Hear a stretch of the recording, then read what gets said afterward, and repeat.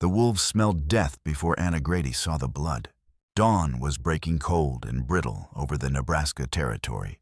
On October 15th, 1854, the kind of morning that cut through wool and bone alike. Anna stepped from her cabin, carrying a wooden pail, her breath forming small clouds that vanished quickly in the restless wind.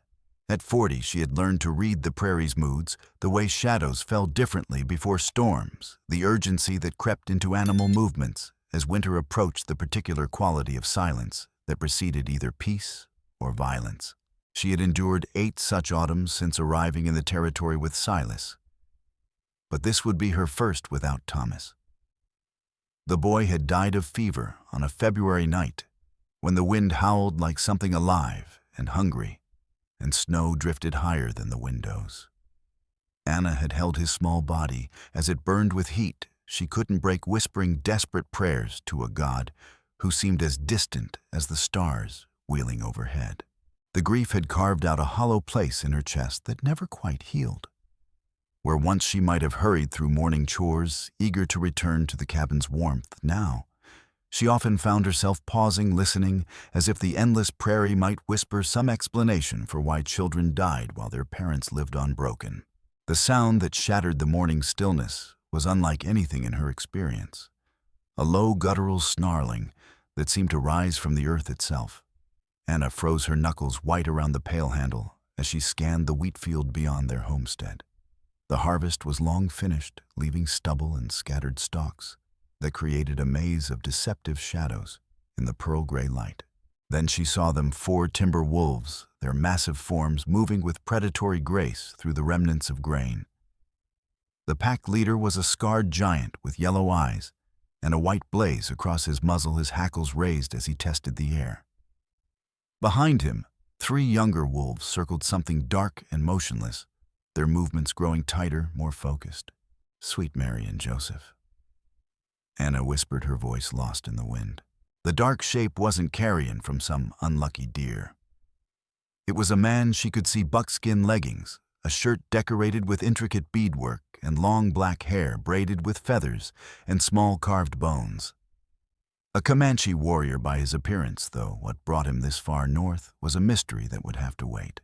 More pressing was the arrow shaft protruding from his chest, snapped off close to where it had punched through leather and flesh, and the dark stain spreading beneath him like spilled wine. Silas. Anna's voice cracked like a whip across the morning air. Silas, get out here now. Her husband emerged from the barn, his weathered face immediately alert.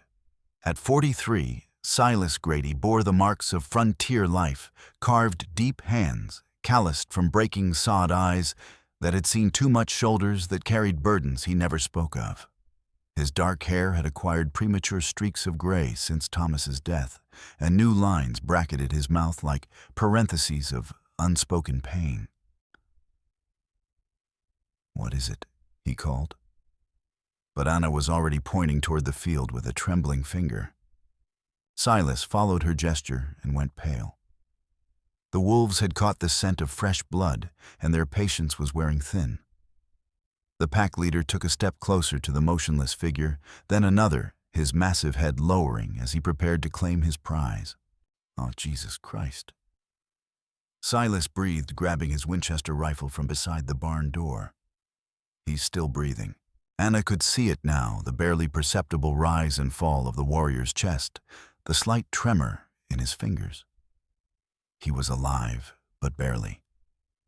Blood had pooled beneath him, darkening the earth, and his bronze skin had taken on the grayish pallor that came before death claimed its due. "Shoot them," Anna said. But even as the words left her mouth, she knew they tasted wrong. The wolves were only following their nature, seeking an easy meal. They weren't evil, they were simply predators, doing what predators must do to survive. Silas raised the rifle, his finger finding the trigger, but something in his stance made Anna pause. There was a tremor in his hands, a bead of sweat forming on his forehead, despite the morning chill. His jaw worked as if he were chewing words too bitter to swallow. "I can't," he said quietly, lowering the weapon. "I can't just... not like this." Anna stared at her husband, confused by his words. Then she realized he wasn't talking about the wolves, he was talking about the wounded man lying helpless in their field. Then what do we do? Silas looked at the scene again, his expression cycling through fear, guilt, and something that might have been recognition. Finally, he thrust the rifle into Anna's hands. "Cover me," he said. "If those wolves come at me, you shoot to kill. Don't hesitate." "Silas, no." Anna grabbed his arm, feeling the tension in his muscles. "It's suicide. There are 4 of them, and he's dying." Silas interrupted his voice, carrying a weight of conviction that surprised her. "Look at him, Anna. He's dying, and I won't let him be torn apart by animals. Not—" He paused, swallowing hard. "Not like that." Something in his tone, a depth of old pain and unspoken guilt, made Anna release his arm. She watched as her husband walked steadily toward the wolves, his movements deliberate despite the obvious danger. The pack leader saw him coming and turned to face this new threat, his massive form radiating confidence. The animal was easily 150 pounds of muscle and bone, with teeth like ivory daggers, and eyes that held no trace of fear or doubt. Silas stopped walking when he was 20 yards away and began to speak not to the wolves, but to the wounded man, who showed no sign of hearing him. "Easy there, friend," he said, his voice carrying clearly in the still air. "I'm going to get you out of here. Just hold on a little longer." The wolves' attention divided between the wounded man and this strange new arrival. The pack leader's ears twitched as he processed the situation, trying to determine whether Silas represented a threat or merely another potential meal. That moment of hesitation was all Silas needed. He lunged forward, not toward the wolves, but toward the wounded warrior, grasping the man under his arms and beginning to drag him backward across the stubbled ground. The wolves exploded into motion, their hunting instincts triggered by the sudden movement. The pack leader bounded forward, his powerful legs covering the distance in heartbeats, while the other 3 fanned out to cut off any escape. Anna didn't think, she simply acted. The Winchester bucked in her hands, the bullet striking the frozen ground, mere inches from the lead wolf's front paws. The animal yelped and skidded to a halt, his predatory confidence shaken by the thunderous crack of the rifle. "Get back," Anna shouted, working the lever action with hands that shook from adrenaline. "Get back, you bastards!" She fired again, this time into the air, and the wolves scattered like leaves before a storm. They retreated to the tree line, but didn't disappear entirely.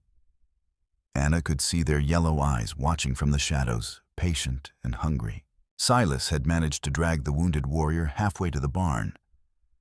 But the man's dead weight and Silas's own limitations were slowing their progress. A dark trail of blood marked their path through the stubble, and Anna could see her husband's face flushed with exertion and something that might have been desperation. "The barn," she called out, running to help him. "Get him into the barn." Together, they hauled the unconscious warrior across the final distance. The barn doors were heavy oak, reinforced with iron bands, and Anna threw them open wide before helping Silas carry their burden inside. The familiar sense of hay and livestock provided strange comfort as they lowered the wounded man onto a bed of clean straw. "I'll bar the doors." Silas gasped, his chest heaving. Those wolves might follow the blood trail. Anna slammed the doors shut and dropped the heavy wooden bar into place. For a moment, the only sounds were their ragged breathing and the distant calling of crows.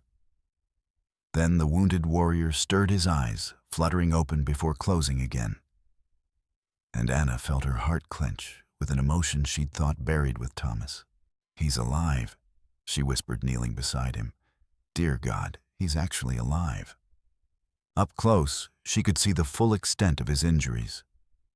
The arrow had entered his chest high and to the left, missing his heart by perhaps an inch, but potentially puncturing a lung. The wooden shaft had been deliberately broken off, probably by the warrior himself, to prevent it from catching on obstacles as he traveled. Blood had soaked through his buckskin shirt and pooled beneath him, more blood than Anna had thought a man could lose and still breathe. We need to get that arrow out.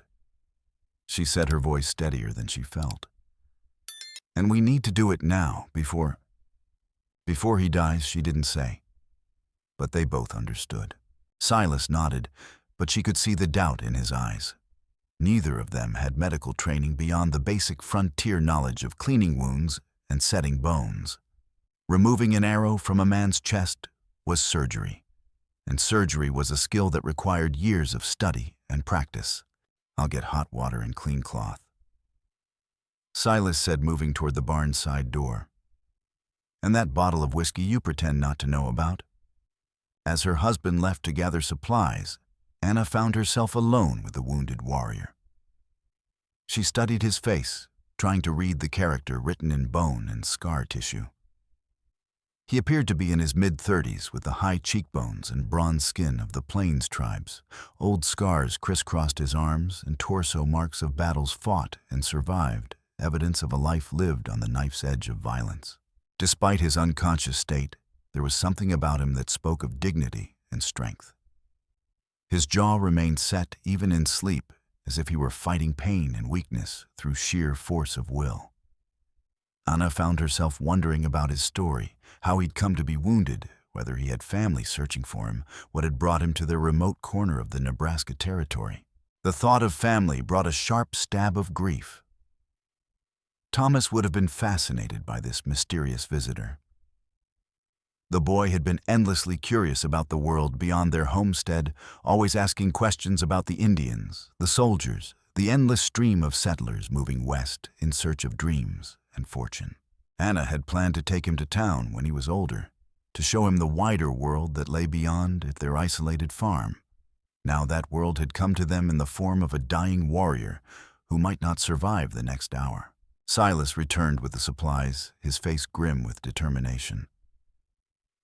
"I've seen this done before," he said, setting down a basin of steaming water. "During the war, when the surgeons weren't available. It's not pretty, but it can save a man's life." Anna looked at her husband with new understanding. He'd never spoken much about his service in the Mexican War, but she'd always sensed that he'd witnessed things that haunted him. Now, watching him examine the wounded warrior with practiced efficiency, she realized there were depths to his past that she'd never fully comprehended. "Now hold his shoulders," Silas instructed, pulling out a sharp knife that gleamed in the barn's dim light. "This is going to hurt something fierce, even unconscious as he is." Anna positioned herself as directed, her hands trembling slightly as she gripped the warrior's shoulders. His skin was hot with fever, and she could feel the tension in his muscles, even in his unconscious state. Silas began the delicate work of extracting the arrow. The warrior's body convulsed as the knife cut deeper, and his eyes snapped open, wild with pain and confusion.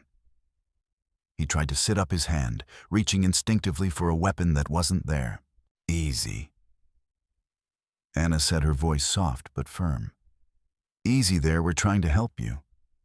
The warrior's dark eyes fixed on her face, and she saw intelligence there and pain. And something else, a desperate kind of hope, that made her chest tighten with emotion. He spoke a few words in his native language, the sounds harsh and guttural, then switched to broken English. "You help?" he asked, his voice barely above a whisper. "Yes," Anna replied, her heart breaking at the vulnerability in his voice. "We're going to help you. Just try to stay still." The warrior nodded slightly and allowed himself to sink back onto the straw. His breathing was becoming more labored, and Anna could see bloody foam on his lips, a sign that the arrow might have damaged his lung after all. "Hurry," she urged Silas, who was working with steady precision despite the urgency of the situation. "Almost there," he replied, his voice tight with concentration. "Got it." The arrow fragment came free with a wet sucking sound that made Anna's stomach churn, followed by a fresh gush of blood. The warrior's back arched in agony, and he let out a sound that was part groan, part battle cry. Then he fell back, his breathing becoming even more shallow and rapid. "Is he going to die?" Anna asked, pressing clean cloth against the wound to stem the bleeding. I don't know. Silas admitted, his face pale. But we've done all we can. The rest is up to him. Anna continued to work cleaning the wound and applying pressure to stop the bleeding. The warrior's eyes remained open, watching her with a mixture of gratitude and pain that made her throat tight with emotion. My name is Anna, she said, not knowing if he could understand her, but needing to speak. Anna Grady. This is my husband Silas. You're safe here. The warrior's lips moved, and she leaned closer to hear him. Tarek, he whispered. My name. Tarek. Tarak. Anna repeated, trying to pronounce it correctly. That's a good name. Strong. You just rest now, Tarek. Try to get your strength back. As the morning wore on, Anna and Silas took turns watching over their unexpected patient. Tarek drifted in and out of consciousness, sometimes muttering in his native language, sometimes lying silent and still. His fever was high, and Anna bathed his forehead with cool water, trying to bring down his temperature. Why are we doing this? Silas asked during one of Tarek's unconscious periods. His voice was quiet, but Anna could hear the genuine confusion in it. You know what people say about the Comanche. They raid settlements, steal horses, take scalps. Anna looked at her husband, seeing the war between duty and compassion in his eyes. Because he's a human being, she said simply. And human beings deserve help when they're hurt. It's not that simple. Silas replied, his voice carrying a weight she didn't understand. There's been trouble with the tribes lately. The army's been pushing them toward the reservations, and some of them are fighting back. If this man is part of that, look at him. Anna interrupted, gesturing toward Tarek's still form. Does he look like he's in any condition to raid anyone? He's dying, Silas. He was dying when we found him. Silas was quiet for a long moment, his gaze moving between his wife and the wounded warrior. There was something in his expression, a complexity of emotion, that Anna couldn't quite read. You're right, he said finally. I'm sorry, it's just... things are complicated out here. More complicated than they used to be. There was something in his voice, a burden of unspoken history that made Anna study her husband's face more carefully. But before she could ask what he meant, Tarek's eyes opened again, clearer than before. Water, he said in English. Please, water. Anna helped him drink from a tin cup supporting his head as he sipped slowly. The simple act of caring for another person filled some of the emptiness that had been growing in her chest since Thomas's death. For the first time in months, she felt useful, needed, alive. Thank you, Tarek said, his English clearer now. You saved my life. We're not done yet, Anna replied. You need to rest and get your strength back. Why?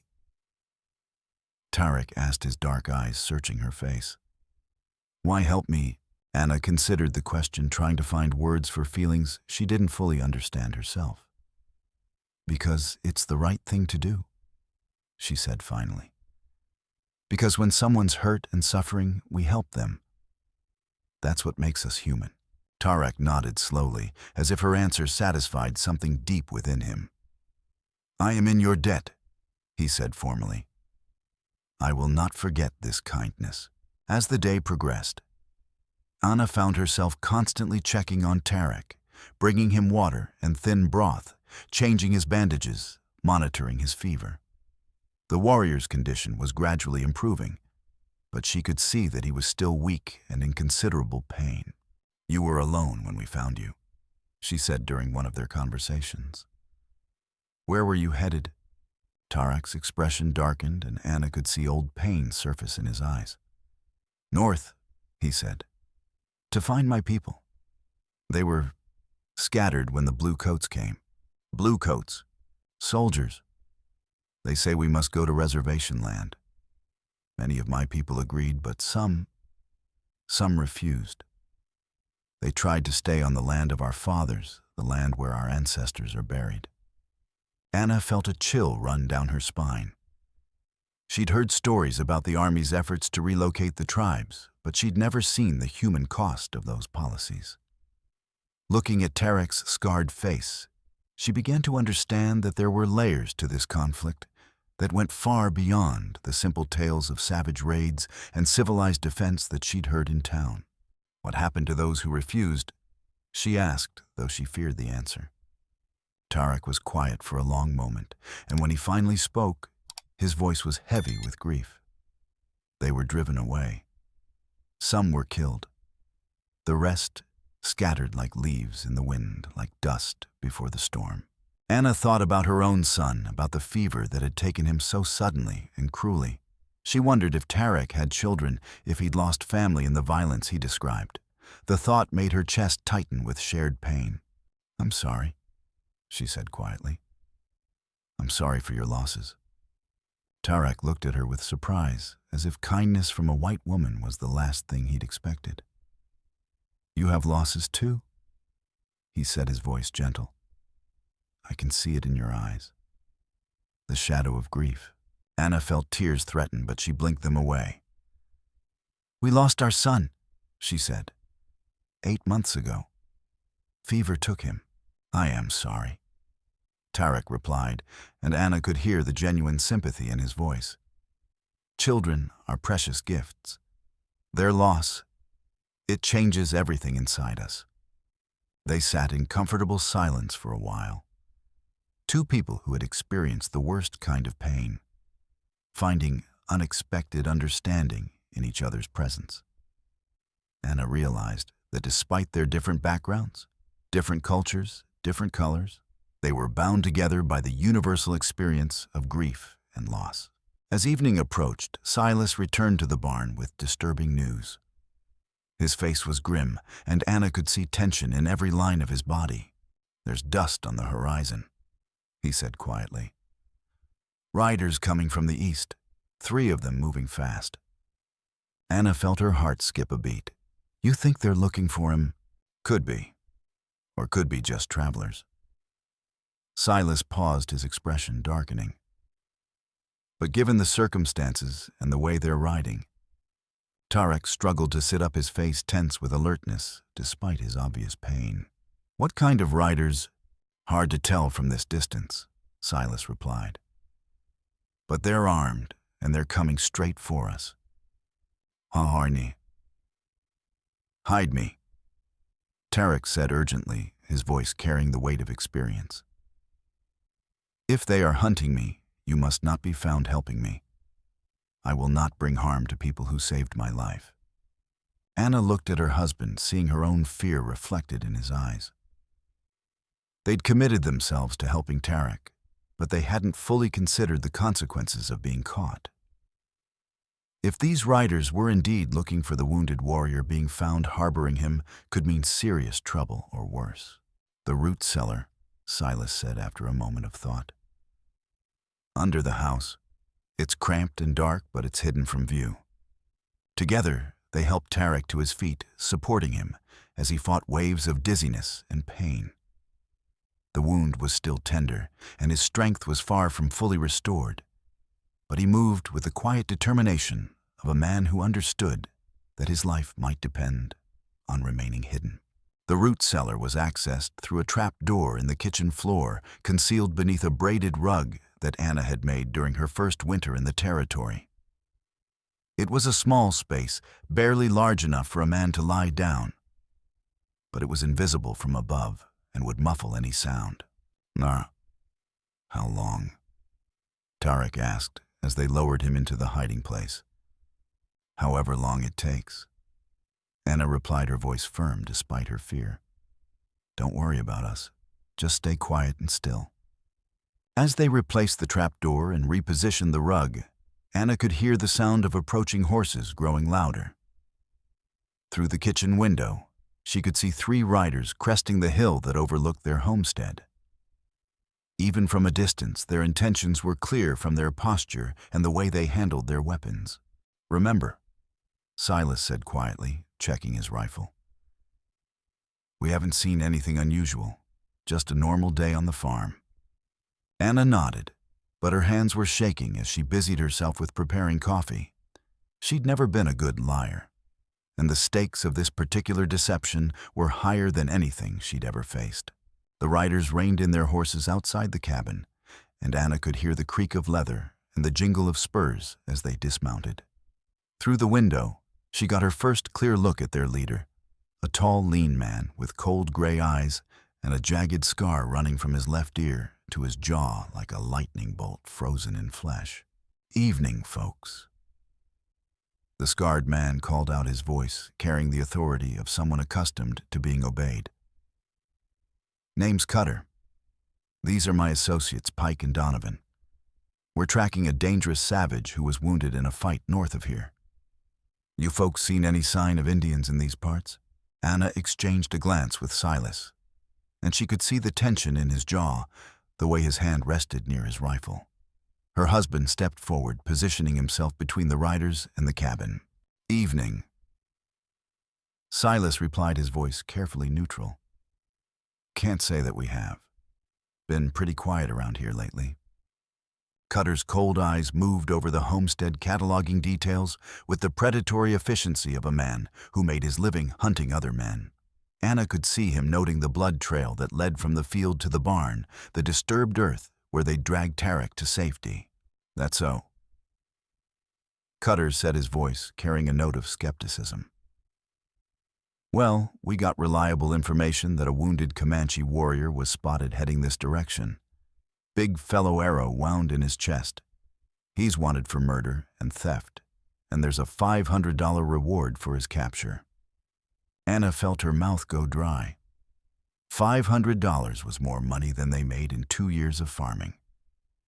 It was also enough to tempt desperate men to do terrible things. $500. She repeated, unable to hide her shock. "That's right, ma'am."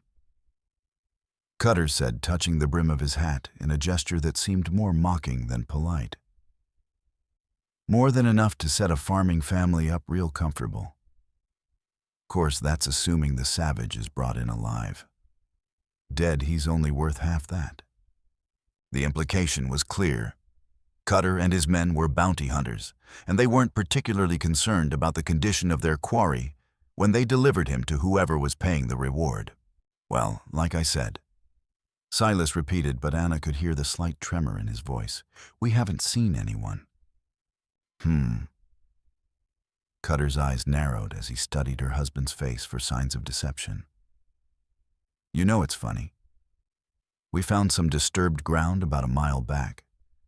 Looked like something heavy had been dragged through the dirt. Trail led this direction." Anna's heart hammered against her ribs. During the rescue, Tarek's body had left a clear trail in the earth, and apparently these men were skilled enough trackers to follow it, despite the time that had passed.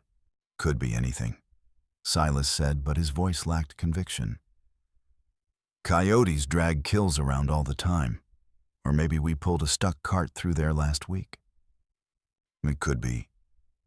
Cutter agreed, but his tone suggested he didn't believe it for a moment. "Of course, only one way to find out. Boys, take a look around. Check the barn, the house, anywhere a man might hide." "Now hold on," Silas said, stepping forward with his hands raised. "This is my property, and I'm telling you there's nobody here but my wife and me." Cutter's hand moved to rest on the butt of his revolver, and Anna saw something shift in his eyes, a coldness that spoke of violence casually contemplated. "And I'm telling you that harboring a fugitive is a serious crime. You wouldn't want to be accessory to murder, would you?" The threat was subtle, but unmistakable. Anna felt anger rise in her chest, but she forced herself to remain calm. These men were dangerous, and provoking them would only make the situation worse. "We understand you're just doing your job," she said, stepping up beside her husband. "But we've got nothing to hide. You're welcome to look around." Cutter's smile was cold and humorless. "Now that's more like it. Boys, you heard the lady." As Pike headed toward the barn and Donovan began circling the cabin, Anna held her breath. The barn was empty now, but there might still be traces of Tarek's presence, bloodstains on the straw, The medical supplies they'd use something that would give away their deception. A nice place you got here. Cutter said, his eyes constantly moving as he cataloged details. Must be hard work farming this land, especially with all the Indian troubles lately. We manage, Silas replied carefully. I'm sure you do. Cutter's voice carried an undertone of menace. Of course, it'd be a real shame if something happened to it. Fire, maybe, or raiders. A lot of bad things can happen to isolated homesteads, especially when folks don't cooperate with the law. The threat was more direct now, and Anna felt ice form in her stomach. Cutter wasn't just looking for Tarek. He was making it clear that anyone who interfered with his hunt would face consequences. All clear in the barn, boss. Pike called out, his voice carrying across the yard. Nothing but cattle and farm equipment. Good. Cutter replied, his cold gaze never leaving Anna and Silas. Donovan, nothing unusual around the outside, came the reply. Want me to check inside the cabin? Anna's heart nearly stopped. If Donovan entered the cabin and began searching systematically, he might notice the slightly loose floorboard that concealed the trap door, or catch the faint scent of blood that might still linger from treating Tarek's wounds. But before Cutter could respond, and the sound of approaching horses drew everyone's attention. A group of riders was approaching from the northeast, not more bounty hunters, but local men recognizable by their familiar faces and the horses they rode. Looks like you've got more company. Cutter said, his voice tight with frustration.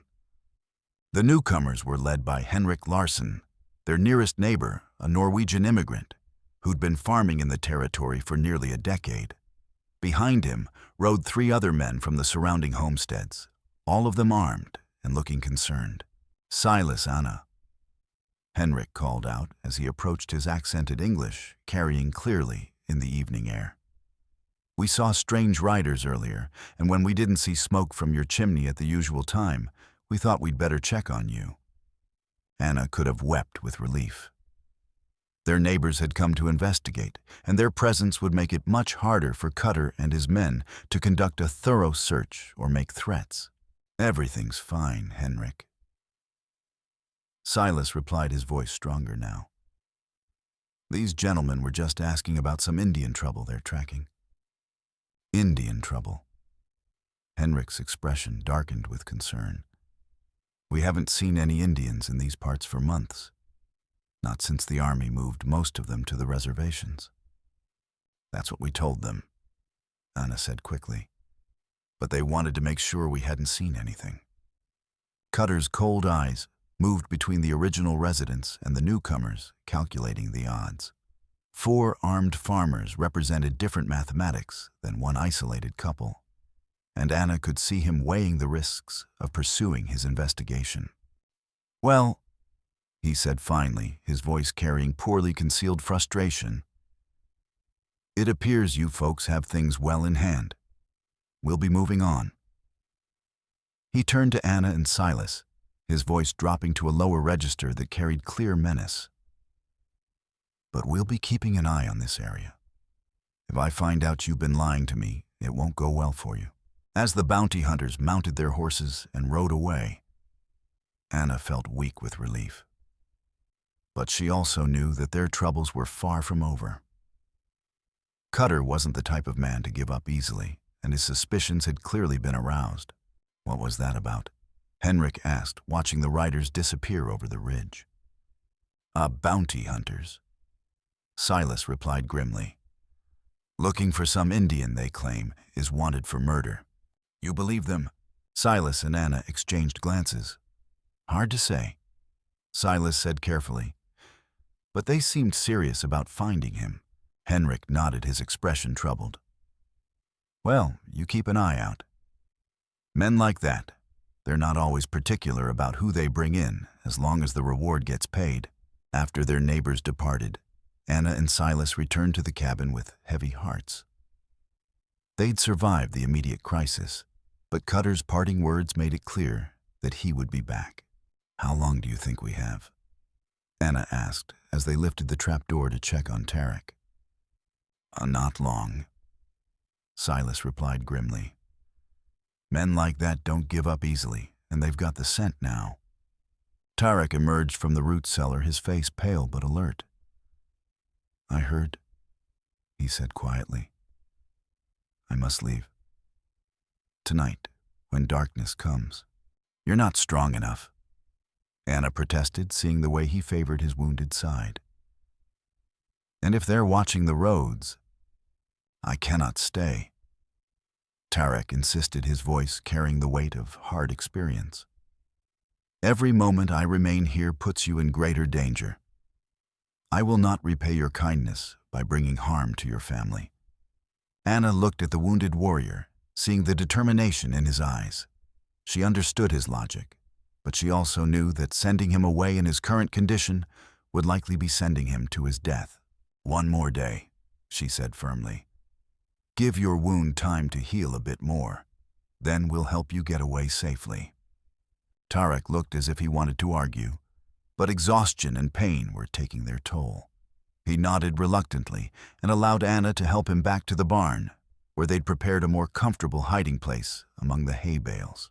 As night fell over the homestead, Anna found herself standing at the kitchen window, watching the ridgeline for signs of movement.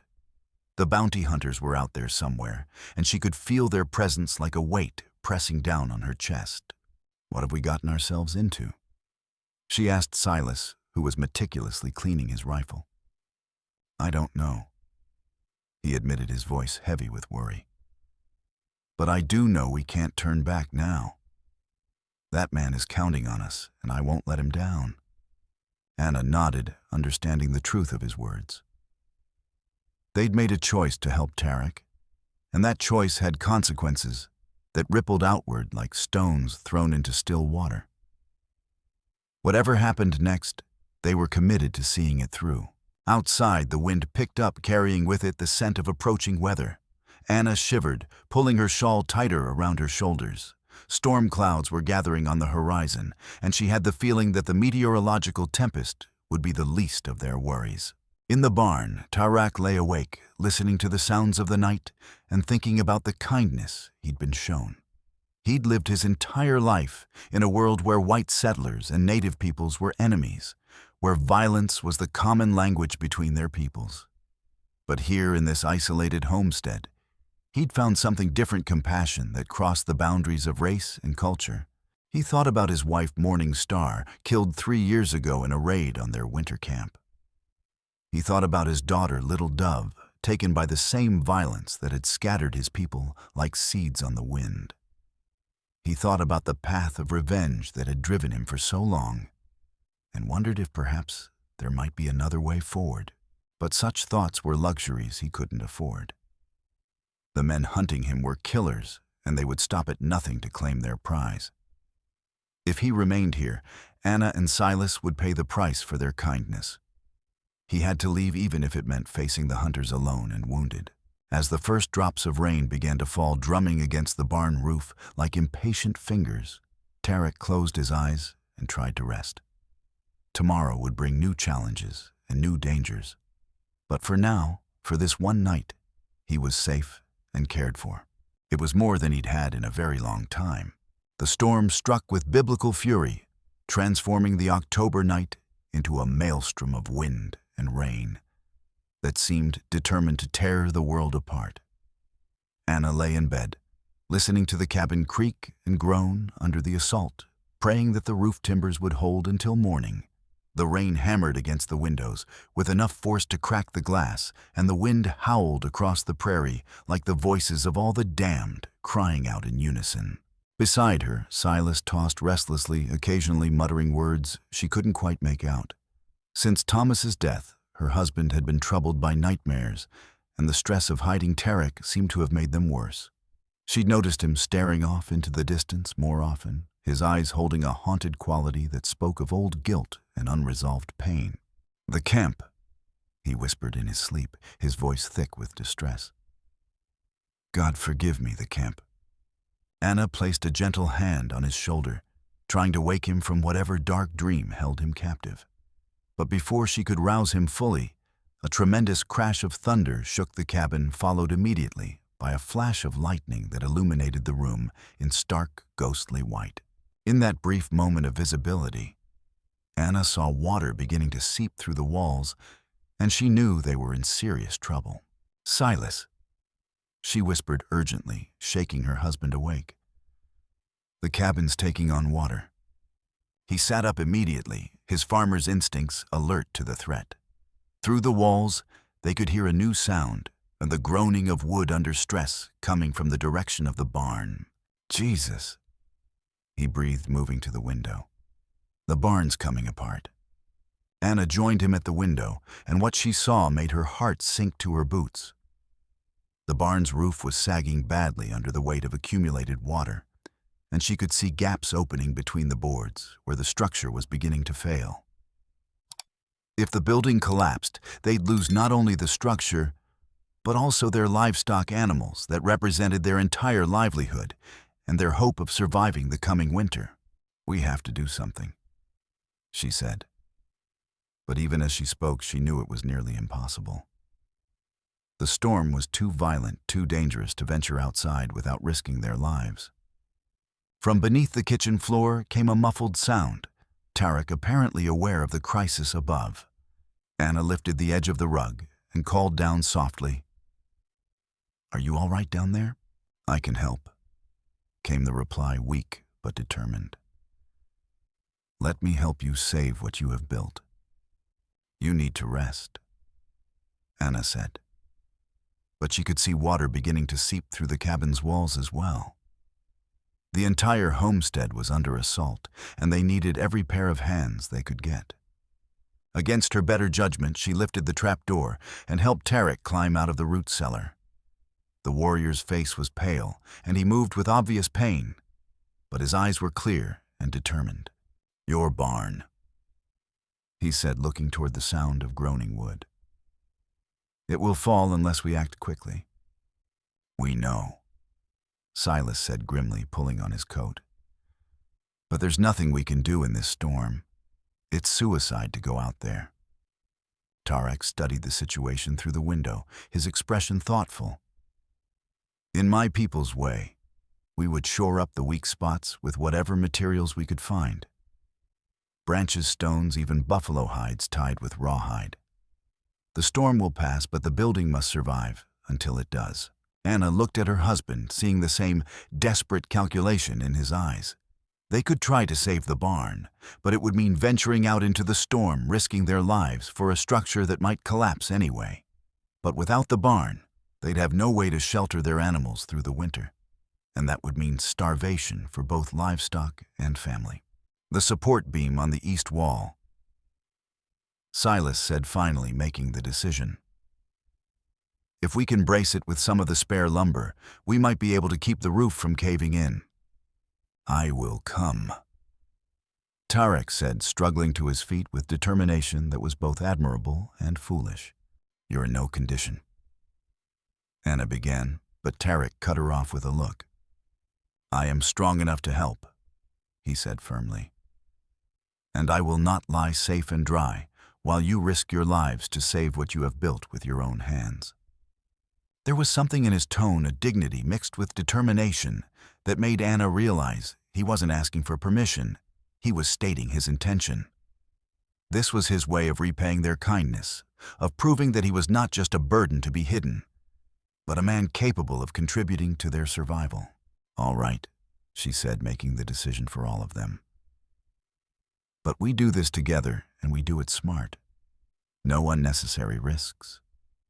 They gathered what supplies they could: rope, hammers, nails, and several sturdy wooden beams that Silas had been saving for future construction projects. The wind was so strong that opening the cabin door required all three of them pushing against it, and once outside, they had to link arms to avoid being separated in the chaos. The storm was even worse than Anna had imagined. Rain struck them with the force of bullets, and the wind was strong enough to knock a person down. Lightning crashed overhead with terrifying regularity, illuminating the destruction already wrought by the tempest. Trees had been uprooted, fences flattened, and the creek that meandered through their property had swollen to a raging torrent. The barn was in worse shape than they'd feared. The east wall was bulging outward, held in place only by the roof beams, which were themselves sagging under the weight of accumulated water. If the wall gave way, the entire structure would collapse in a domino effect that would leave them with nothing but splinters and debris. "There!" Tarek shouted over the wind, pointing to the critical support beam. "If we can brace it with the lumber, hold it in place until the storm passes." Working together, they struggled to position the reinforcing beams. The wind made every movement difficult, and the rain made the wood slippery and treacherous to handle. Anna found herself holding one end of a beam, while Silas and Tarek worked to secure the other end, her muscles screaming with the effort. Despite his injuries, Tarek proved to be invaluable.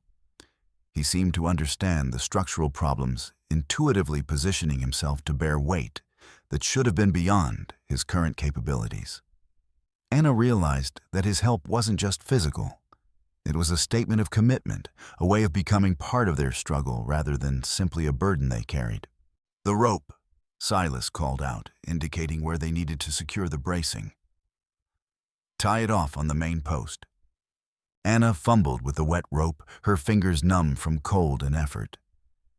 The knot had to be perfect. If it slipped, the entire improvised support system would fail, and the barn would collapse on top of them.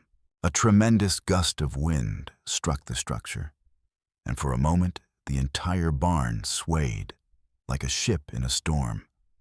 Anna held her breath, waiting for the inevitable crash of collapsing timber, but somehow their repairs held. "It's working," she shouted, her voice barely audible over the storm. "The wall's holding," but their celebration was premature. As they worked on the final supports, Anna noticed Tarek stumbling, his face going gray with exhaustion and pain. The effort was taking a terrible toll on his injured body, and she could see dark stains spreading across his shirt where his wounds had reopened. "That's enough," she said, moving to support him. "You've done enough." "No," he protested, but his voice was weak. "Must finish, must help." "You have helped," Anna said firmly. "More than you know. But now you need to rest before you make your injuries worse." Together, she and Silas helped Tarek back to the cabin, supporting him as he fought waves of dizziness and pain. The storm continued to rage outside, but the immediate crisis had passed. Their improvised repairs were holding, and the barn would survive until morning. As they settled Tarek back in the root cellar, Anna couldn't help but be moved by what she'd witnessed. This man, wounded and hunted, had risked his own recovery to help them save their home. He'd proven himself to be not just a victim in need of aid, but a man of character and courage. "Thank you," she said quietly as they prepared to close the trapdoor. "Thank you for helping us." Tarek met her eyes, and she saw something there that hadn't been present before, a sense of belonging, of being part of something larger than his own survival. "Thank you," he replied, his voice thick with emotion, "for letting me help, for making me feel human again." As the storm raged on through the night, Anna lay in bed thinking about Tarek's words. In trying to save his life, they'd given him something equally precious, the chance to feel useful, to contribute, to be part of a community, rather than just a fugitive hiding in the shadows. But she also knew that the morning would bring new challenges. The bounty hunters were still out there, and they wouldn't be deterred by a single night storm. If anything, the delay might have made them more determined, more dangerous. As dawn approached and the storm finally began to subside, Anna found herself wondering what the day would bring. They'd survived the tempest, but the real test was yet to come. When morning finally broke over the Nebraska territory, it revealed a landscape transformed by the storm's fury. The ancient bridge over Miller's Creek had been completely destroyed, its wooden planks scattered downstream like the bones of some massive skeleton. Trees had been uprooted and fences flattened, and the main road to town was blocked by fallen timber and deep washouts that would take weeks to clear. "We're cut off," Silas said grimly, surveying the damage from their front porch. No way to get to town, no way to get word to anyone if we need help. Anna stood beside him, her arms wrapped around herself against the morning chill. The isolation that had once seemed like a blessing now felt like a trap. If the bounty hunters returned, there would be no help coming from their neighbors, no way to escape quickly if things went wrong. How long before someone rebuilds that bridge? She asked, looking at the debris-choked creek. Weeks, maybe longer. Silas replied, his voice heavy with concern. That's assuming the territorial government decides it's worth the expense. They might just reroute the road instead. From inside the cabin came the sound of movement, Tarek apparently feeling strong enough to emerge from the root cellar. Anna went to check on him and found him examining his wounds with the careful attention of someone who understood the risks of infection. "How are you feeling?" she asked, noting that his color was better than it had been the night before. "Better," he said, though she could see the effort it took him to sit up straight. "The fever is lower. Your care has saved my life." "Don't celebrate yet," Anna warned. "We're still in danger, and now we're trapped here until someone repairs the bridge." Tarek nodded, his expression growing more serious. "The men who hunt me, they will not give up. They will find another way across the water, and when they do, they will search more thoroughly. I know," Anna said, feeling the weight of their situation settling on her shoulders. "The question is what we do when they come back." As the morning progressed, they worked to assess and repair the storm damage. The barn had survived thanks to their midnight efforts, though it would need extensive work to restore it fully. Several cattle had wandered off during the chaos, but most had been found sheltering in the lee of the remaining structures. It was during this work that Anna noticed something troubling about her husband's behavior. Silas seemed distracted, jumpy, starting at unexpected sounds and staring off into the distance with a haunted expression. When she asked him about it, he brushed off her concerns, but she could see the strain in his face. "Are you all right?" she asked during a quiet moment while they were checking on the livestock. "You've been acting strange since the storm." "I'm fine," Silas replied, but his voice lacked conviction. "Just worried about what happens next. There's more to it than that," Anna said, studying her husband's face. "You've been having nightmares, talking in your sleep." "What aren't you telling me?" Silas was quiet for a long moment, his gaze fixed on the horizon where storm clouds were still visible. "It's nothing," he said finally. "Just old memories stirred up by all this trouble." "What kind of memories?" "The kind a man tries to forget." Silas said, his voice heavy with pain. "The kind that come back to haunt you when you least expect it." Anna could see that he was hiding something. But before she could press him further, the sound of voices carried across the damaged landscape. They weren't alone. "Hello, the house," a young voice called out in accented English. "Please, we need help." Anna and Silas exchanged glances, both thinking the same thing, more complications in an already dangerous situation. But as they moved toward the source of the voice, Anna saw a sight that made her heart clench with sympathy. Two figures were approaching through the storm debris, a young Comanche warrior who couldn't have been more than 18 and a boy who looked to be about 12 years old. Both were exhausted, hungry, and clearly in distress. "Please," the older one said as they drew closer. "We need help. There are bad men in the woods by the creek. They have taken one of our people." Anna felt her blood turn to ice. "What kind of bad men?" "White men with ropes." The boy said, his English broken but understandable. "They say they will hang our cousin for stealing food, but he only took because he was hungry." The horrible simplicity of it struck Anna like a physical blow. In the growing tensions between settlers and native peoples, simply being in the wrong place at the wrong time could be a death sentence.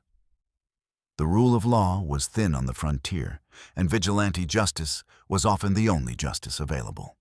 "We have to help them." Anna said the words coming out before she'd fully thought them through.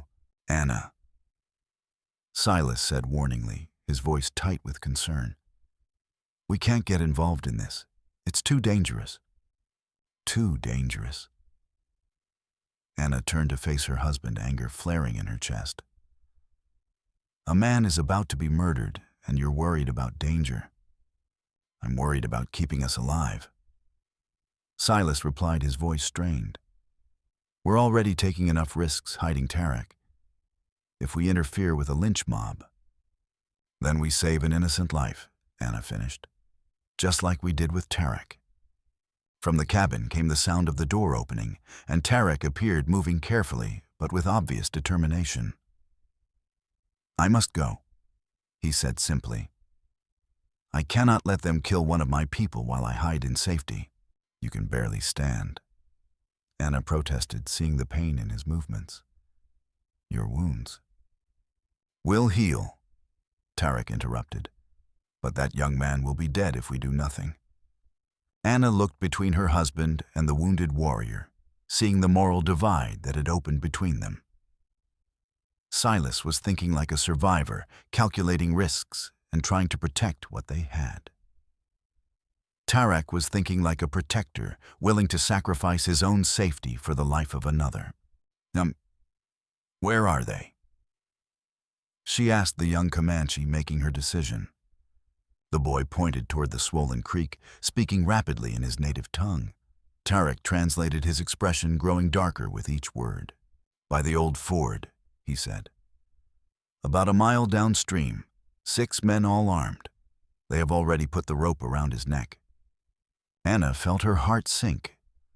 6 armed men against a wounded warrior, a woman and children, the odds were hopeless.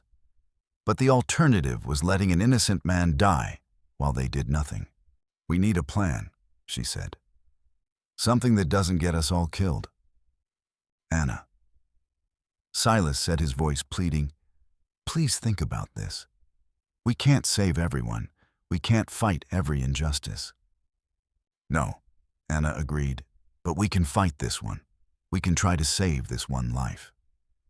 She could see the war playing out in her husband's eyes, duty versus compassion, safety versus conscience. Finally, his shoulders sagged in defeat. All right, he said quietly. But we do this smart. No unnecessary risks. The plan they devised was simple, which was both its strength and its weakness. Tarek would circle around to the far side of the creek, where he could create a diversion by making noise and appearing to be a larger force than he actually was. Meanwhile, Silas would approach from the downstream side, using the cover of the storm debris to get close enough to cut the captives' bonds. Anna would remain with the 2 young Comanche, ready to provide covering fire if things went wrong. It wasn't much of a plan, but it was all they had. Are you sure you're strong enough for this? Anna asked Tarek as they prepared to leave. I have to be, he replied, his voice carrying the weight of absolute commitment. That young man's life depends on it. As they made their way toward the creek, Anna found herself praying to a God she'd been angry with since Thomas's death. She prayed for success, for safety, for the strength to do what needed to be done. But mostly she prayed that they wouldn't be too late. The sound of harsh voices carried across the water as they approached the old ford. Anna could see the lynch mob, now 6 men standing in a rough circle around a young Comanche warrior who was bound and on his knees by the water's edge. A rope had been thrown over a sturdy branch, and the noose was already around the captive's neck. Time's up, boy. One of the men was saying, his voice carrying clearly across the water. You got anything to say before we send you to meet your ancestors? The young warrior, who couldn't have been more than 16, maintained his dignity despite the circumstances. But Anna could see the fear in his eyes. He was about to die for no crime other than being hungry and in the wrong place at the wrong time. Jesus! Silas whispered, his face pale with horror. They're really going to do it. Anna felt sick as she watched the scene unfold. The boy was so young, so defenseless, and these men were prepared to kill him as casually as they might swat a fly. Now, Tarek said, and he began to move through the debris toward his position. Anna watched him go, marveling at his courage.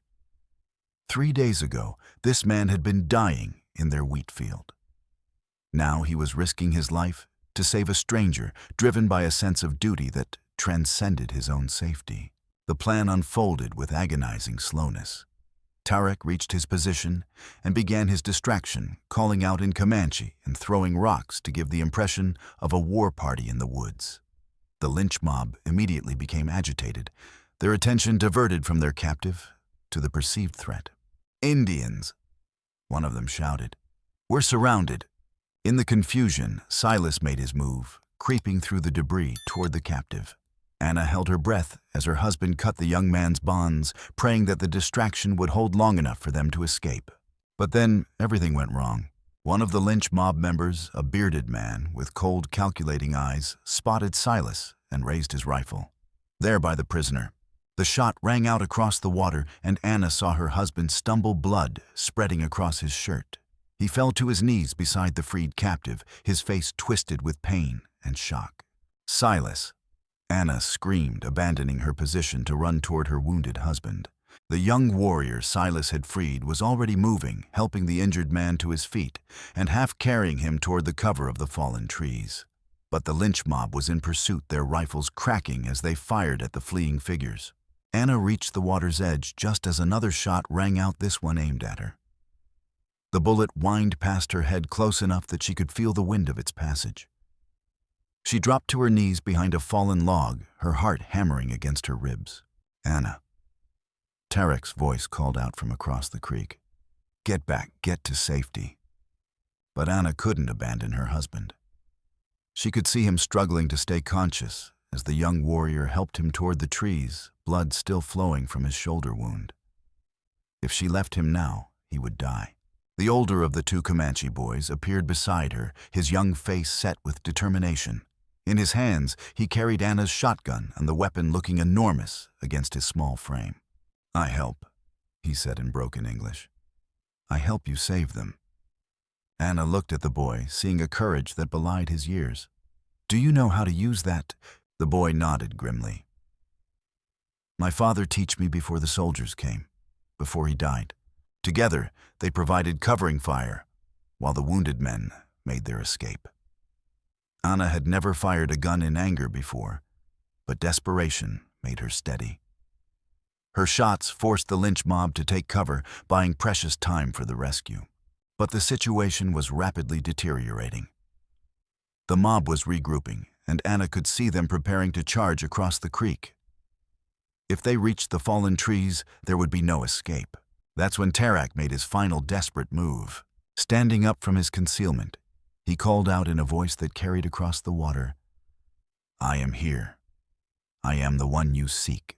The lynch mob turned toward him, their attention diverted from the fleeing captives. Anna watched in horror as Tarek stepped into the open, making himself a target to draw fire away from the others. "No!" she screamed, but it was too late. The rifles cracked in near unison, and Tarek staggered backward, blood blossoming across his chest like deadly flowers. For a moment, he stood swaying like a tree. In a strong wind, his face set with grim determination. Then he felt his body hitting the ground with a sickening thud. "Tarek!" The young Comanche boy cried out, his voice breaking with grief and rage. Anna felt something break inside her chest. This man who had become like family to her had just sacrificed his life to save theirs. The unfairness of it, the senseless waste, filled her with a rage she'd never experienced before. But before she could do anything rash, another voice called out from the trees behind the lynch mob, cutting through the chaos like a blade. "Drop your weapons now." Anna looked up to see Marshal Peterson emerging from the forest, flanked by 4 armed deputies. The lawman's face was grim with authority, and his rifle was trained on the lynch mob's leader. "What's the meaning of this?" The mob leader demanded, his voice blustering with false bravado. "These savages attacked us." "What I see," Peterson replied evenly, his voice carrying the weight of federal jurisdiction, "is 6 men about to lynch an unarmed prisoner. That's murder, and I won't stand for it in my territory. The standoff stretched out for long moments. Weapons trained on weapons as everyone waited to see who would blink first. Finally, the mob leader spat into the dirt and lowered his rifle. "This ain't over," he said, his voice thick with frustrated rage. "You can't protect them forever." "Maybe not." Peterson agreed, his tone never changing. "But I can protect them today. And sometimes that's enough." As the lynch mob dispersed, Anna ran to where Tarek lay, motionless by the creek. Blood soaked his shirt, and his breathing was shallow and labored. But he was alive barely. "Don't you die on me," she whispered, pressing her hands against his wounds. "Don't you dare die on me." Tarek's eyes fluttered open, and he managed a weak smile. Did we save him?" Anna looked toward the trees where Silas and the young warrior had taken shelter. Both men were wounded but alive, and that was more than they dared hope for. "Yes," she said, tears streaming down her face. "We saved him." Tarek nodded, his eyes closing again. "Good," he whispered. "That is good." As Marshal Peterson's men helped load the wounded into wagons for the journey back to the homestead, Anna found herself thinking about the price of doing what was right. They'd saved a life, but at what cost? Tarek might die from his wounds, and Silas would carry the scars of this day for the rest of his life.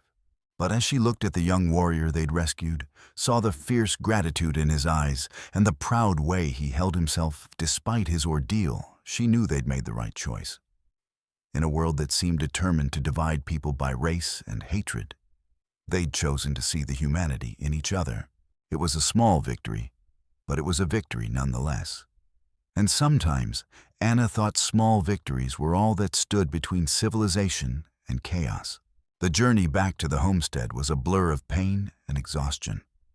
Dr. Hawthorne, the gruff frontier physician, had been summoned to meet them there, his weathered face grave as he examined the wounded. Tarek's condition was critical. 2 bullets had found their mark, and he'd lost a dangerous amount of blood. "I'll do what I can," the doctor said grimly. "But he's in bad shape. The next few hours will tell the tale." Anna and Silas took turns sitting with Tarek as the doctor worked. Her husband's wound was painful, but not life-threatening. The bullet had passed through his shoulder without hitting major arteries. He would recover, but the experience had left him shaken in ways that went beyond physical injury. "I never thought I'd see anything like that," he said quietly as they waited for news of Tarek's condition. The hatred in those men's eyes. It was like they weren't human anymore. Anna nodded, understanding exactly what he meant. The lynch mob had been consumed by a kind of rage that went beyond reason or justice. They'd been ready to kill an innocent man simply because he was different, because he represented something they feared. "What made you change your mind?" she asked. "About helping, I mean." Silas was quiet for a long moment, his eyes distant with memory. "I kept thinking about Thomas," he said finally. "About how we'd want someone to help him if he was in trouble. And I realized that it doesn't matter what color someone's skin is. We're all human beings, and we all deserve to be treated with dignity."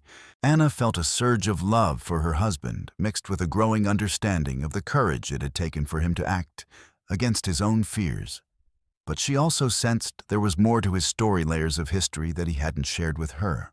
"Silas," she said gently, "what did you mean earlier when you talked about old memories? What aren't you telling me?" Her husband's face went pale, and she saw something like panic flash in his eyes. "It's nothing," he said quickly. Just the war. Old battles, old ghosts." But Anna knew her husband well enough to recognize when he was lying. There was something specific haunting him, something connected to their current situation. Before she could press him further, the young Comanche warrior they'd rescued appeared in the doorway. "How is he?"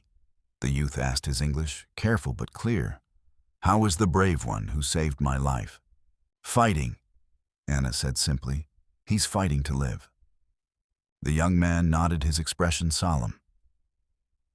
I am called Swift Arrow, he said formally. I want to thank you for what you did. All of you. You risked your lives for a stranger. You're not a stranger, Anna said, surprising herself with the conviction in her voice. You're part of our family now. Swift Arrow's eyes widened with surprise, and something that might have been hope. You would accept me even after what happened, especially after what happened, Anna replied. You've proven yourself to be a man of courage and honor. That's all that matters to us. As the night wore on, Anna found herself keeping vigil beside Tarek's bed, watching for any sign of improvement. The warrior's breathing was labored, and his fever was dangerously high. Dr. Hawthorne had done what he could, but the rest was up to Tarek's own strength and will to live. He saved my life, Swift Arrow said quietly, joining her at the bedside. When those men put the rope around my neck, I thought I was going to die. But he created the distraction that gave your husband the chance to free me. He's like that, Anna said, her voice thick with emotion. He puts others before himself, even when it costs him dearly. You love him, Swift Arrow observed. Like family. He is family, Anna replied. Blood doesn't make family, choice does, and we chose each other. As dawn approached, Tarek's fever finally broke and his breathing became less labored. Dr. Hawthorne emerged from his examination with cautiously optimistic news. He's turned the corner, the doctor said. Still weak, still needs careful nursing, but he's going to live. Anna felt a wave of relief wash over her, so strong it left her knees weak. Tarek would survive, and with him the hope that people of different backgrounds could find common ground in their shared humanity. But even as she celebrated this victory, Anna knew that their troubles were far from over. The bounty hunters were still out there, and the violence at the creek had only increased the tensions between settlers and native peoples. The world remained a dangerous place, full of hatred and fear. Yet, as she looked around at their makeshift family, her wounded husband, the young warrior they'd rescued, and the man who'd risked everything to save a stranger, Anna felt something she hadn't experienced since Thomas's death: hope. They'd proven that individuals could make a difference, that small acts of courage could have profound consequences. It wasn't much in the face of the world's cruelty, but it was a beginning. As the sun rose over the Nebraska territory, painting the sky in shades of gold and rose, Anna stood at the window of their cabin and watched the world wake up. Somewhere out there, forces of hatred and division were still at work, still trying to tear people apart. But here, in this small corner of the frontier, love had triumphed over fear. And that was enough for now. The sound of hoofbeats on the morning of October 18th shattered the fragile peace that had settled over the homestead. Anna looked up from where she was tending to Tarek's wounds, her heart immediately racing, as she recognized the rhythmic thunder of multiple horses approaching at speed. They're back, she said quietly, her voice carrying a resignation that surprised her.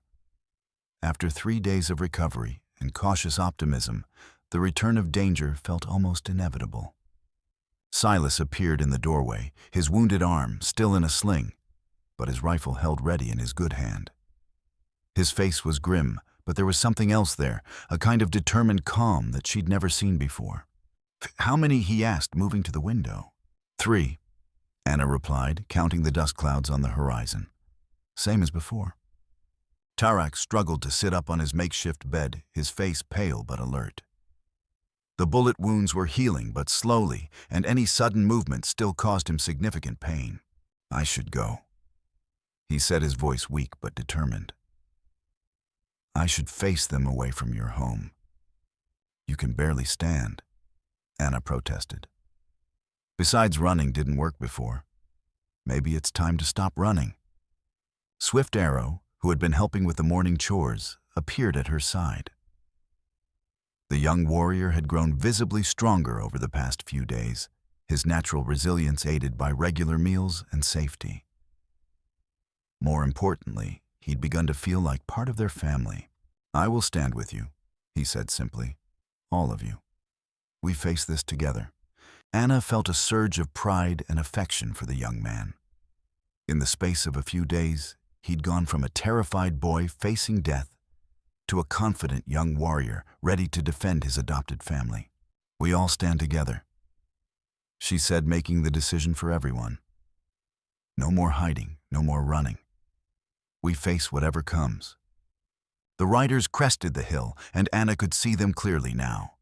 Cutter, Pike, and Donovan, their faces hard with determination and something that might have been desperation. They rode directly toward the cabin, making no attempt at stealth or subtlety. "Morning, folks," Cutter called out as they reined in their horses. His voice carried the same false politeness as before, but Anna could hear the underlying tension. "Hope you've been well since our last visit." Silas stepped out onto the porch, his rifle held casually, but ready. "What can we do for you, Cutter?" "Oh, I think you know," the bounty hunter replied, his cold eyes scanning the homestead. "We had an interesting conversation with some fellows down by the creek. They told us quite a story about a rescue operation involving some very helpful local farmers." Anna felt her stomach tighten. The lynch mob had connected them to the rescue, and now Cutter knew they'd been involved in helping Indians escape justice, or what passed for justice in his mind. "Don't know what you're talking about," Silas said evenly. "No." Cutter's smile was thin and dangerous. "Well, let me refresh your memory. Seems there was a group of settlers who were trying to deal with some Indian trouble down by the old ford. Nothing too serious, just a bit of frontier justice for a horse thief."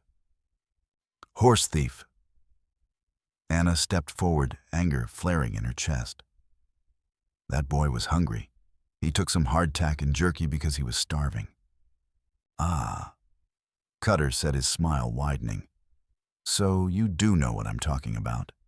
And you decided to interfere with lawful citizens dealing with a criminal."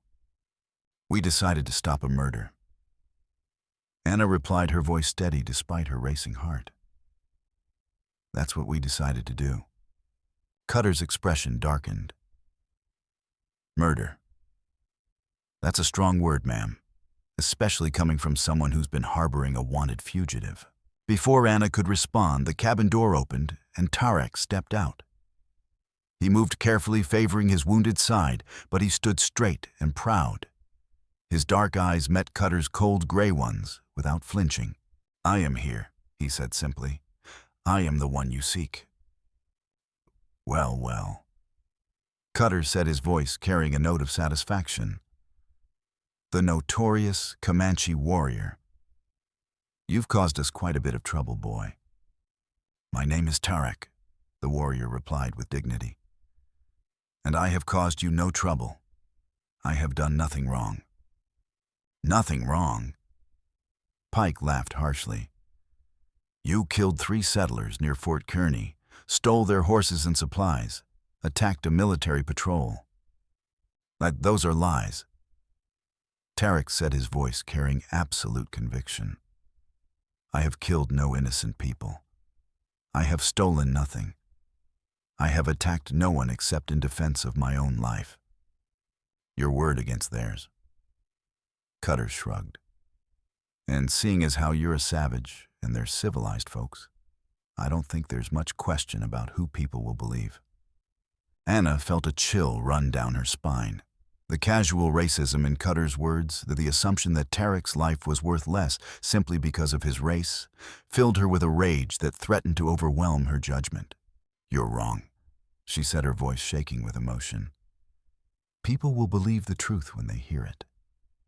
"Truth?" Cutter's laugh was ugly. "The truth is what I make it, lady. And I say this savage is guilty of murder and horse theft. That's enough for any court in this territory." "Not if there are witnesses," a new voice said from behind them. Anna turned to see Marshal Peterson emerging from the tree line, flanked by 2 deputies. The lawman's face was grim, and his rifle was trained on the bounty hunters. Marshal Cutter said, his voice suddenly cautious. "What brings you out this way?" "Unfinished business," Peterson replied. "I've been doing some investigating since our last meeting, and I've got some interesting news for you." Anna held her breath as Peterson reached into his coat and withdrew a folded document. The marshal's expression was one of barely controlled anger. "This came in on the Telegraph 2 days ago," he said, unfolding the paper. "Official word from the territorial governor about wanted criminals in this area." Anna felt her world tilt. "What does it say?" "It says that the real horse thieves, the ones who killed those settlers near Fort Kearny, were captured last week about 100 miles north of here. 3 white men, not Indians. They confessed to everything, including trying to make it look like Indian raids to throw off pursuit." The silence that followed was deafening.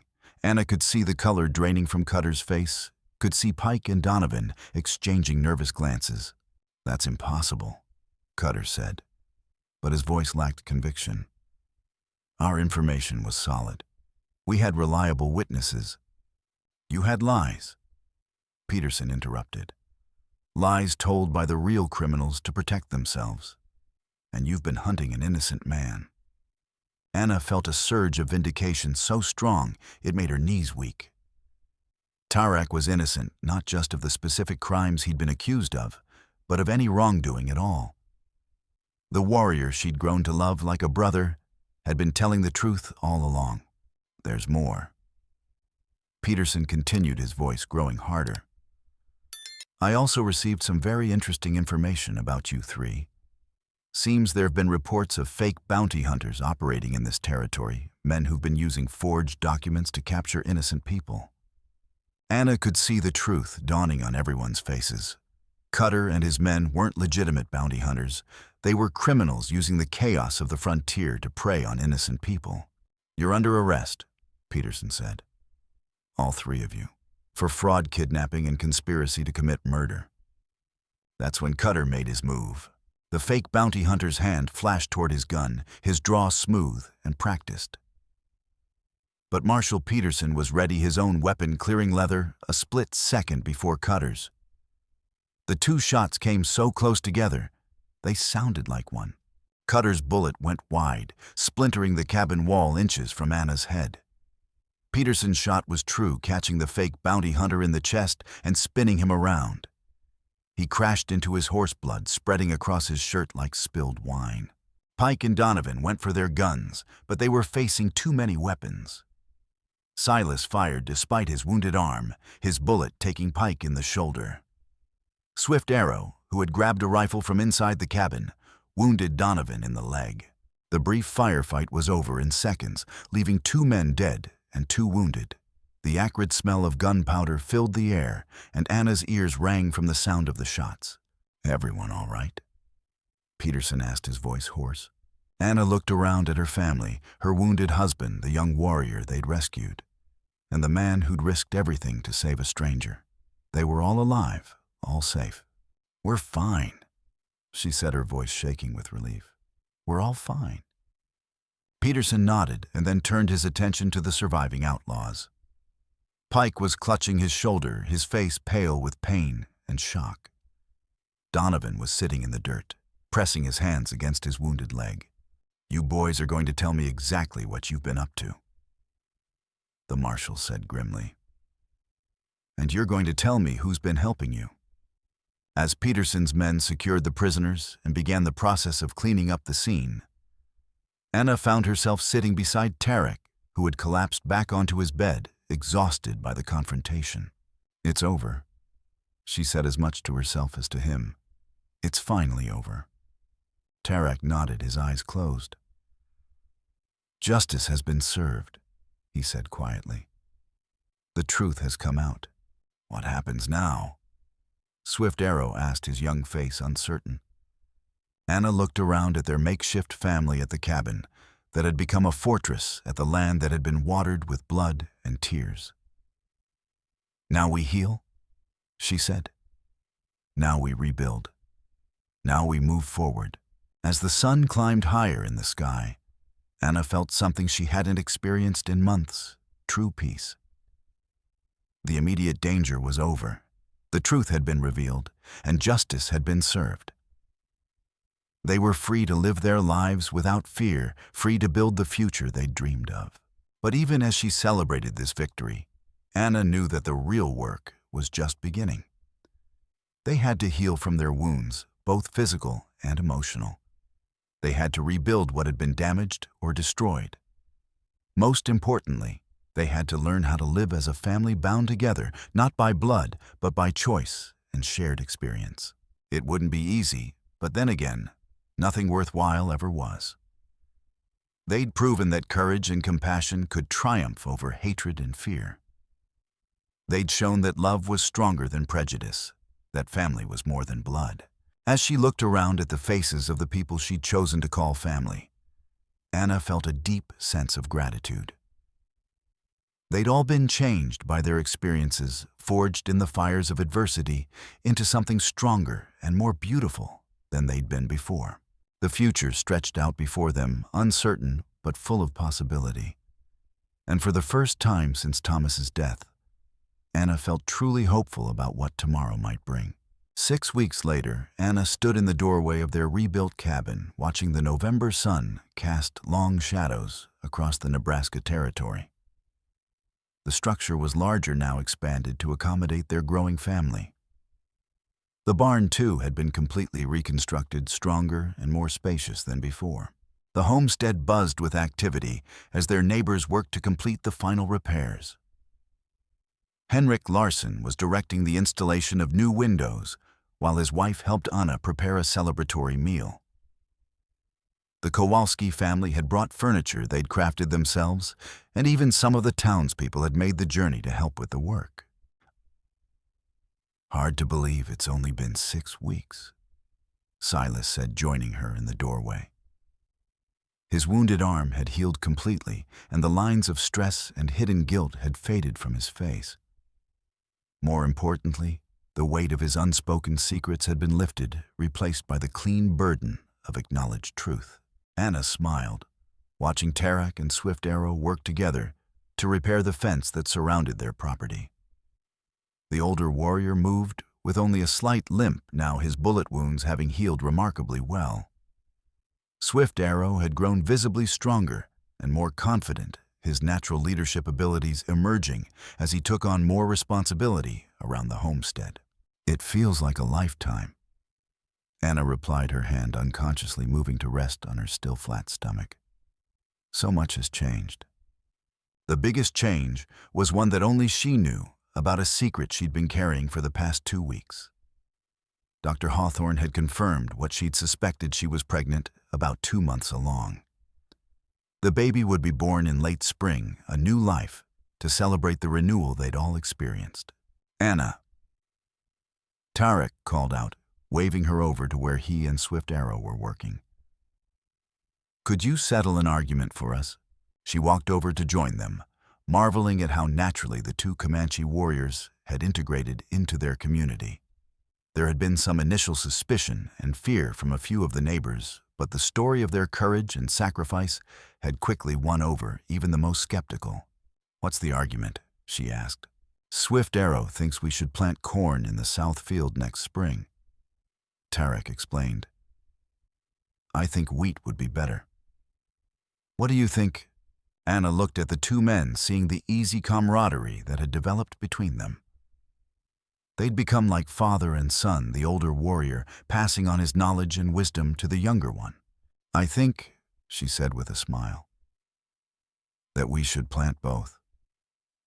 We'll have plenty of hands to work the fields, and diversity is always good." "Plenty of hands?" Swift Arrow looked puzzled. "But there are only 4 of us." Anna felt her heart skip a beat. This was the moment she'd been waiting for, the perfect opportunity to share her news with the people she loved most. "Actually," she said, her voice shaking with emotion, "there are going to be 5 of us. I'm going to have a baby." The silence that followed was profound. Then Silas let out a whoop of joy that could probably be heard in the next county, sweeping Anna into his arms and spinning her around. A baby. he exclaimed, his voice thick with emotion. "Anna, are you sure?" Dr. Hawthorne confirmed it. She said, laughing through her tears. "We're going to have a baby in the spring." Tarak's weathered face broke into a smile that transformed his entire appearance. "New life," he said, his voice filled with wonder. "A new beginning for all of us." Swift Arrow grinned and clapped his hands, his youthful enthusiasm infectious. "A baby. Our family grows." As the news spread through the gathered community, Anna found herself surrounded by well-wishers and congratulations. The celebration that had been planned for the completion of their rebuilding became something even more special, a celebration of new life and new hope. To the future, Henrik toasted, raising a cup of coffee in salute. And to the family that has shown us all what it means to be truly neighbors. Anna felt overwhelmed by the outpouring of support from their community. These people who had once been strangers had become friends and extended family. They'd proven that the frontier could be a place of connection and mutual support, not just isolation and hardship. As the evening wore on and the celebration continued, Anna found herself in quiet conversation with Tarak on the porch. The warrior was looking out over the land they'd all worked so hard to protect and improve. "Do you ever regret staying?" she asked. "Do you ever wonder what would have happened if you'd gone back to your people?" Tarak considered the question for a long moment. "Sometimes," he said honestly. "But then I remember what my wife used to say, that home is not a place, but the people who love you. And I am loved here." "Yes," Anna said, her voice soft with emotion. "You are. The baby." Tarak said, his voice growing more serious. "It will grow up in a world that is still divided, still full of hatred and fear. But it will also grow up in a home where such divisions do not exist. That is a precious gift." Anna nodded, thinking about the world her child would inherit. It would be a world where people of different races and cultures lived together in harmony, where kindness was valued more than prejudice, where families were formed by choice rather than blood alone. "I want to ask you something," she said. "Both you and Swift Arrow. I want to ask if you'll be godfathers to this baby. If you'll help us raise it and teach it and love it." Tarak's eyes filled with tears, and she could see the profound emotion in his expression. "It would be my honor," he said quietly.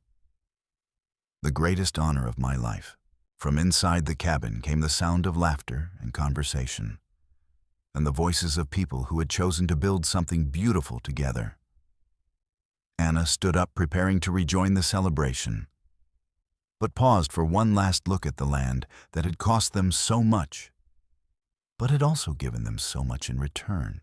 "Come on," she said to Tarak. "Let's go join our family." As they walked back into the warm, bright cabin filled with the people they loved, Anna felt a deep sense of completion. The story that had begun with a wounded warrior in a wheat field had become something larger and more beautiful than she'd ever imagined, a story of love, transcending hatred, of families formed by choice, rather than blood, of hope emerging from the ashes of tragedy. The baby growing inside her would be born into this world, this family, this community that had chosen love over fear. It would grow up knowing that differences in race and culture were things to be celebrated, not feared. It would learn that courage wasn't the absence of fear, but the decision to do what was right despite that fear. Most importantly, it would learn that family was not about blood, but about the people who chose to love and support each other through whatever challenges life might bring.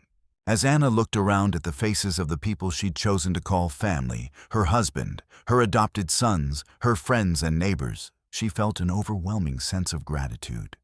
They'd all been changed by their experiences, forged in the fires of adversity into something stronger and more beautiful than they'd been before. The future stretched out before them, uncertain but full of possibility. There would be challenges ahead, problems to solve, difficulties to overcome. but they would face them together as a family bound by love and choice and shared experience. And that, Anna thought as she rejoined the celebration, was more than enough.